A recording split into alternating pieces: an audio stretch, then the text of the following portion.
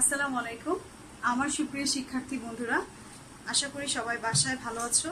পূর্বের ন্যায় আমি আবার আরেকটি অনলাইন টিউটোরিয়াল নিয়ে তোমাদের সামনে উপস্থিত হয়ে গেলাম। আশা করি তোমরা আমার এই টিউটোরিয়ালগুলো থেকে উপকৃত হবে এবং সেই লক্ষ্য রেখেই তোমাদের আমি যেমনটি বলেছিলাম পূর্বের টিউটোরিয়ালে যে আমরা স্বল্পমেয়াদী অর্থায়ন আর মধ্যমেয়াদী অর্থায়নের যে চ্যাপ্টারটা প্রথম পত্রের পঞ্চম অধ্যায়, এই অধ্যায়ের আমি 4টি সূত্র তোমাদেরকে দেখিয়েছি। সেটা হচ্ছে মিতব্যয় ফরমেশ পরিমাণ ইউকিউ, আর সেটা ছিল আমাদের লেকচার নাম্বার 4-এ। তো আজকে আমি যে টিউটোরিয়ালটা সেটা হচ্ছে লেকচার নাম্বার 5। দেখো তোমরা, দ্বাদশ শ্রেণী শাখা ব্যবসা শিক্ষা, টপিক হচ্ছে পঞ্চম, লেকচার নাম্বার 5। আর আজকে আমি এই টিউটোরিয়ালে তোমাদের এমটি সিলেবাস সম্পূর্ণ কমপ্লিট করে দেব, আশা করি যতটুকু পারি তোমাদের আজকে আমি এখানেই এই টিউটোরিয়ালে বাকি যে 4টি সূত্র ইনশাআল্লাহ চেষ্টা করব দেখানো। তো আসো চলো আমরা করি। আমি সাজিদা বেগম ফ্রম রাজধানী ITL college, lecturer finance banking and insurance from রাজধানী আইটিএল কলেজ। আচ্ছা, তো আমরা আজকে তোমাদের এই এমটি সিলেবাসের কভার আপ করার জন্য ম্যাথ এই চ্যাপ্টার থেকে আমি দেখাচ্ছি। তোমরা জিনিসটা মাথায় রাখবে যে এই চ্যাপ্টার কিন্তু ম্যাথমেটিক্যাল একটি চ্যাপ্টার প্লাস হচ্ছে থিওরি। সো এখান থেকে কিন্তু থিওরি এবং ম্যাথ দুইটাই কিন্তু আসবে। স্বল্প ও মধ্যমেয়াদী অর্থায়নের এই অধ্যায়টিতে আজকে আমি যে সমস্যাটা সমাধান করব সেটা আমি পূর্বেই সময় স্বল্পতার কারণে আমি আগে লিখে রেখেছি। দেখো, একটি সৃজনশীল আমি তুলে রেখেছি আমাদের বইয়ের। আচ্ছা, সেটা কি? কেয়ার লিমিটেড ধারে কাঁচামাল ক্রয় করে এবং উৎপাদিত পণ্য ধারে বিক্রয় করে। কোম্পানি পাওনা পরিশোধের জন্য গড়ে 15 দিন সময় লাগে এবং দেনা আদায়ের জন্য গড়ে 17 দিন সময় লাগে। এছাড়া কাঁচামাল থেকে চূড়ান্ত পণ্য উৎপাদনের জন্য সময় লাগে 6 দিন। কেয়া ব্যবসা পরিচালনার জন্য সারা বছর 1,12,50,000 টাকার প্রয়োজন পড়বে। এটা হচ্ছে সম্পূর্ণ উদ্দীপকটা। এখন এখান থেকে আমাকে কি বলেছে দেখো, কেয়া লিমিটেডের নগদ রূপান্তর চক্র বা নগদ রূপান্তর চক্র নির্ণয় করো। 2 নম্বরে বলেছে কেয়া লিমিটেডের ন্যূনতম নগদ অর্থের পরিমাণ নির্ণয় করো। এই দুইটি রিকোয়ারমেন্ট আমাকে এখান থেকে করতে হবে। এই অঙ্কটা পড়লে আমরা এটা করতে পারবো। পাশাপাশি এরকম অঙ্কগুলো আমাদের এখান থেকে করতে পারবে এভাবে এই সূত্রটা দিয়ে। তাহলে নগদ রূপান্তর চক্রটা কি? নগদ ব্যবস্থাপনার আলোচনা এটা। যেহেতু নগদ চক্র, তাহলে আমাদের নগদ ব্যবস্থাপনাটা জানতে হবে। নগদ ব্যবস্থাপনা হচ্ছে এমন একটি ব্যবস্থাপনা যে প্রতিষ্ঠানের কি পরিমাণ নগদ হাতে এবং কি পরিমাণ নগদ অর্থ ব্যাংকে এবং কি পরিমাণ নগদ অর্থ বিক্রয়যোগ্য সিকিউরিটি ক্রয়ের মাধ্যমে সংরক্ষণ করা উচিত। তাহলে নগদ ব্যবস্থাপনা এমন হওয়া উচিত যে অতিরিক্ত নগদ হাতে থাকাও রাখা উচিত না। তারল্য হিসেবে নগদ বা তারল্য হিসেবে অতিরিক্ত অর্থ হাতে রাখাও যেমন ভালো না, ঠিক আমি বেশি অর্থ বিনিয়োগ করে ফেলবো আর হাতে কোনো টাকাই রাখবো না, সেটাও কিন্তু কাম্য না।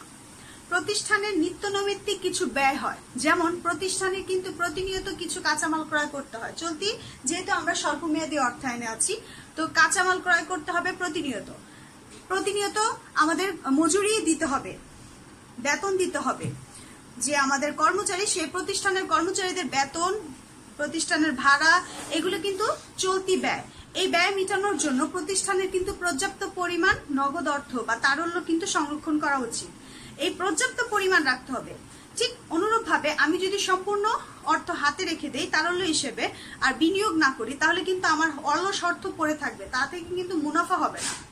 তার জন্য প্রতিষ্ঠানে এমন একটি অর্থ রাখতে হবে যা থেকে প্রতিষ্ঠানের বিনিয়োগ করলে মুনাফা আসে এবং হাতে তারল্যও থাকে। এমন একটি নগদ ব্যবস্থাপনা জানা। তাহলে নগদান ব্যবস্থাপনা হচ্ছে সেই লক্ষ্য। নগদান ব্যবস্থাপনা বলতে সেটাকে বোঝায় যেখানে তারল্য হাতে অতিরিক্ত রাখা ভালো না, আবার বিনিয়োগ করাও ভালো না। কাম্য নগদ অর্থ হাতে রাখা উচিত।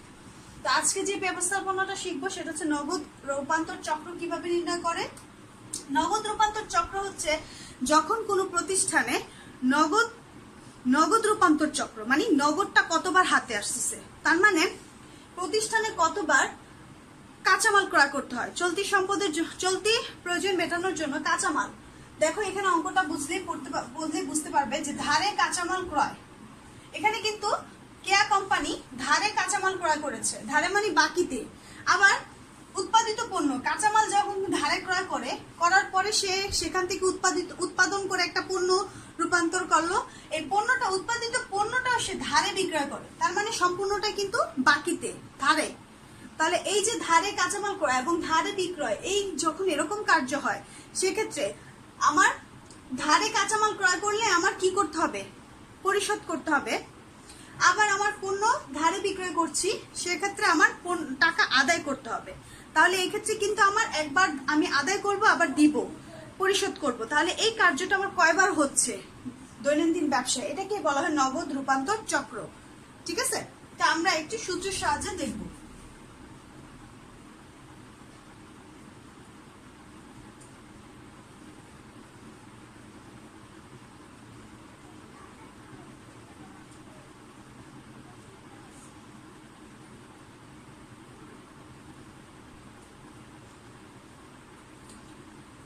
নগদ রূপান্তর চক্র কিভাবে নির্ণয় করতে হয়, বা নগদ চক্র কিভাবে নির্ণয় করতে হয়, সেটা আমরা আজকে শিখব, যেটাকে আমরা ইংলিশে বলি সিসিসি, যেটাকে বলা হয় নগদ চক্র,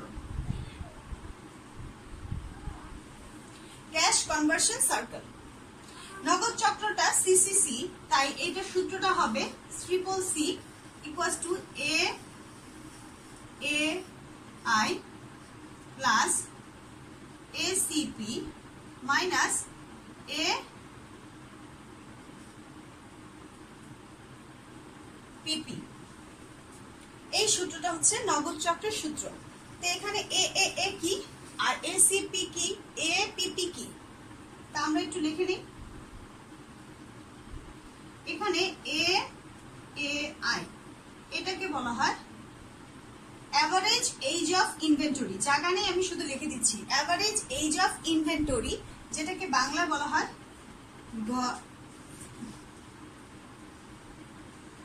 গড় উৎপাদন সময়, অথবা তুমি বলতে পারো গড় অবস্থান বা গড়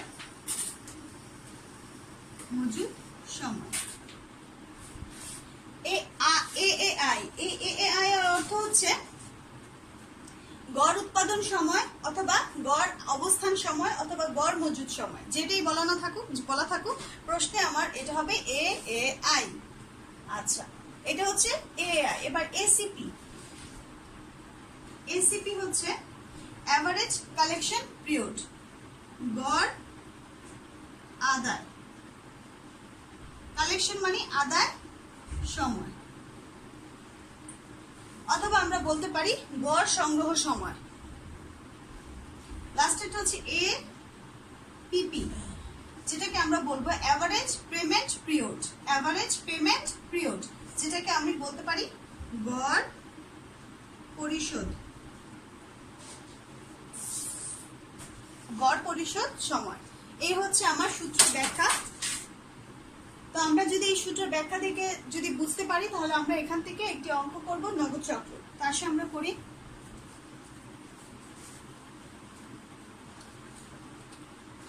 আমাদের এআই মানে গড় উৎপাদন সময়। গড় উৎপাদন সময় কয়দিন? দেখো এখানে লিখেছে গড় উৎপাদন বা অবস্থান বা মজুদ। কোম্পানি ধারে কাঁচামাল ক্রয় করে এবং উৎপাদিত পণ্য ধারে বিক্রয় করে। কোম্পানি পাওনা পরিশোধের জন্য গড়ে 15 দিন সময় লাগে। পাওনা পরিশোধ মানে পরিশোধ সময়, এটা কিন্তু পাওনা পরিশোধ করতে সময় লাগে 15 দিন। তার মানে এটা কি, এই 15 দিনটা হচ্ছে আমার এসিপি, অ্যাভারেজ কালেকশন পিরিয়ড। গড়ে 15 দিন মানে এসিপি, অ্যাভারেজ কালেকশন, পাওনা পরিশোধের সময় বলছে সময় নিয়ে থাকে, এবং কাঁচামাল থেকে চূড়ান্ত পণ্য উৎপাদনের জন্য সময় লাগে 6 দিন। তার মানে সেটার উৎপাদনের জন্য যে সময় লাগে, উৎপাদন সময় কয়দিন? 6 দিন। তাহলে এটা হচ্ছে আমার এআই, এই 6টা দিন হচ্ছে আমার এআই মানে প্রথমটা। বলছে ব্যবসা পরিচালনা আরেকটি জিনিস আছে, সেটা হচ্ছে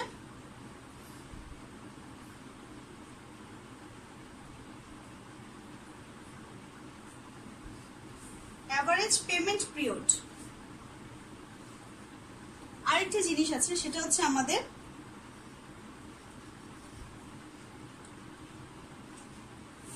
আদায়ের সময় লাগে হচ্ছে 17 দিন। এটা দেওয়া,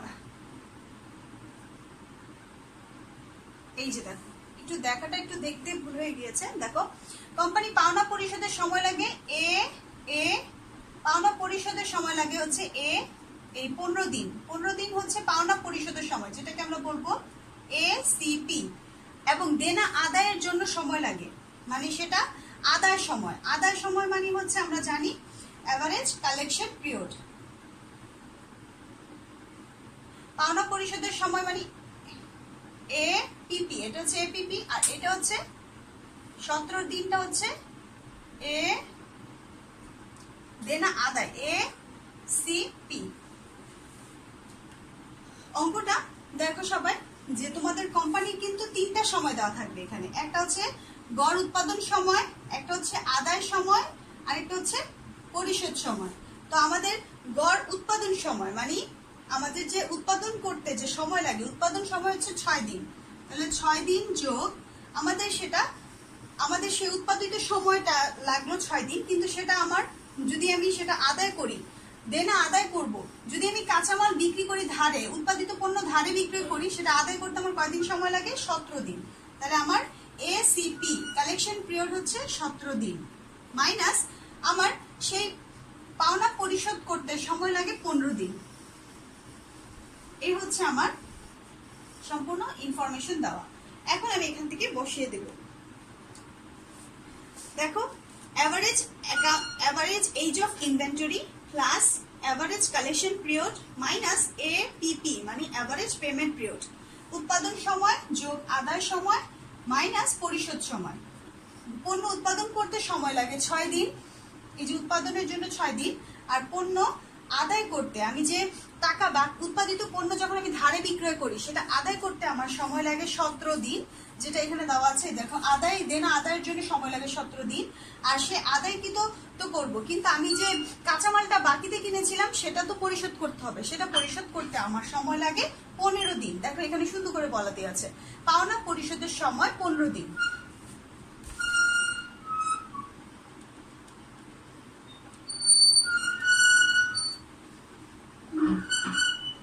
তাহলে আমাদের নগদ চক্র বের হয়ে গেল 8 দিন। নগদ চক্র কয়দিন বের হয়ে গেল? 8 দিন। CCC 8 দিন। তাহলে আমাদের কেয়া লিমিটেডের নগদ চক্র হচ্ছে কয়দিন? 8 দিন। 1 নম্বর করণীয় শেষ।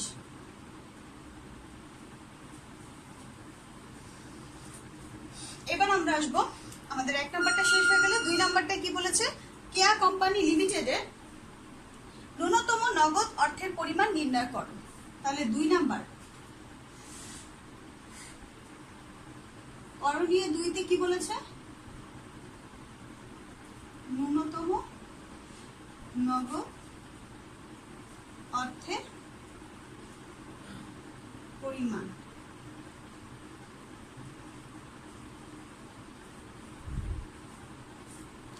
ন্যূনতম নগদ অর্থের পরিমাণ নির্ণয় করা হলো। এটা আমাদের বের করতে হবে, এটাও একটি সূত্রের সাহায্যে সেটা আমরা বের করব। মোট বার্ষিক নগদ বহিঃপ্রবাহ ডিভাইডেড বাই নগদ আবর্তন। তাহলে আমাদের এখানে মোট বার্ষিক নগদ বহিঃপ্রবাহ ডিভাইডেড বাই নগদ আবর্তন, এটা কিভাবে বের করব? আমরা কিন্তু নগদ রূপান্তর চক্র বের করেছি। তা নগদ রূপান্তর চক্র বের করেছি, কিন্তু নগদ আবর্তন বের করিনি। আবার বার্ষিক নগদ বহিঃপ্রবাহ কিন্তু প্রশ্নে দেওয়া আছে। দেখো, কেয়া ব্যবসা পরিচালনার জন্য সারা বছর 1,12,50,000 টাকার প্রয়োজন পড়বে। তার মানে কেয়ার এই বার্ষিক নগদটা প্রতি বছর চলে যাবে তার কাছ থেকে, মানে বহিঃপ্রবাহ মানে চলে যাওয়া, টাকাটা আউটফ্লো হওয়া, ইনভেস্ট করা। তাহলে এই সারা বছর যদি 1,12,50,000 টাকা তার চলে যায়, তাহলে সেটাই হবে মোট বার্ষিক নগদ বহিঃপ্রবাহ। কিন্তু আমার নগদ আবর্তন দেওয়া নেই প্রশ্নে। আবর্তনটা আমাকে বের করার জন্য সূত্রটা দেখতে হবে। দেখো, তাহলে আমি একটু মুছি।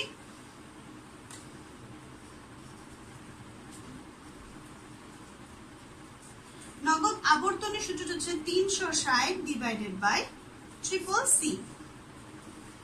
360 কে আমরা 360 কে নগদ রূপান্তর চক্র দ্বারা ভাগ দিব।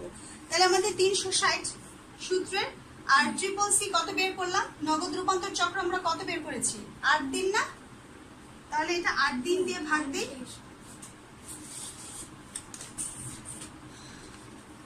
360 ভাগ 8 আমাদের আসে 45 বার। আমাদের নগদ আবর্তন 45 বার চলে আসলো। তাহলে আমরা কিন্তু এখন আবর্তনও পেয়ে গেলাম। তাহলে এখন ন্যূনতম নগদ অর্থের পরিমাণ বের করি। মোট নগদ বহিঃপ্রবাহ, নগদ আবর্তন। মোট নগদ বহিঃপ্রবাহ যেমনটি বললাম 1,12,50,000 টাকা সারা বছর কোম্পানির প্রয়োজন পড়বে। এটি হচ্ছে ব্যবসা পরিচালনার বহিঃপ্রবাহ। তাহলে 1,12,50,000 টাকা হচ্ছে তার বহিঃপ্রবাহ। আর আমার আবর্তনটা কত বের করলাম? 45 মাত্র বের করলাম। এটা যদি করি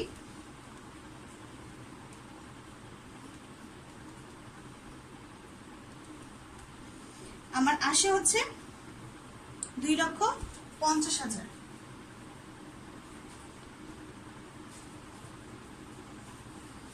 এই হচ্ছে আমার কেয়া কোম্পানি ন্যূনতম নগদ অর্থের পরিমাণ। তার মানে কেয়া কোম্পানির ন্যূনতম 2,50,000 টাকা হাতে রাখতে হবে, তাহলে সে পরিচালনা কার্য ঠিকভাবে কন্টিনিউ করতে পারবে। তাহলে কেয়া কোম্পানির ন্যূনতম নগদ অর্থের পরিমাণ নির্ণয় করা কিভাবে হলো? দেখো 2,50,000 টাকা আমরা বের করে দেখা দিলাম। 2 নম্বর করণীয়টা করলাম। তাহলে আমাদের 1 ও 2 দুইটা সূত্র দেখানো হয়ে গেল। আশা করি তোমরা এই টিউটোরিয়ালগুলো থেকে এবং আমার পূর্বের টিউটোরিয়ালগুলো থেকে অঙ্কগুলো ভালো করে প্র্যাকটিস করবে, বাসায় থাকবে এবং বাসা থেকে যতটুকু সম্ভব বাসায় থাকবে, সুরক্ষিত থাকবে। তাহলে সুরক্ষিত থাকবে, প্রয়োজন ছাড়া বাসা থেকে বের হবে না। ঠিক আছে? তো এই এবং পরীক্ষাটা অবশ্যই তোমরা এমটি পরীক্ষাটা সবাই আশা করি সবাই অংশগ্রহণ করবে। তো এই পর্যন্তই আজকে, এবং বাকি তোমরা যে সূত্রগুলো বই থেকে আমি লিখে দিয়েছি সেটা দেখে নেবে।